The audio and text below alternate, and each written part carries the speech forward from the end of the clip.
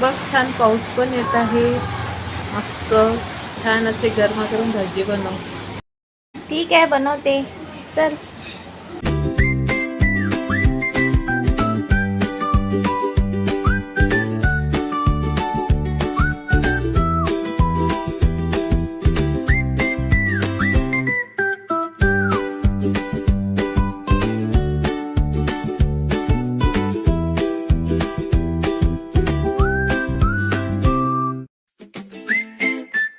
हे बघा इकडे छान अशी सोना भजे काढत आहे आणि एकीकडे चहा पण उकळलेला आहे आणि बाहेर छान पाऊस पडत आहे.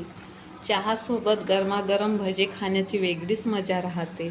या सर्वजण खायला.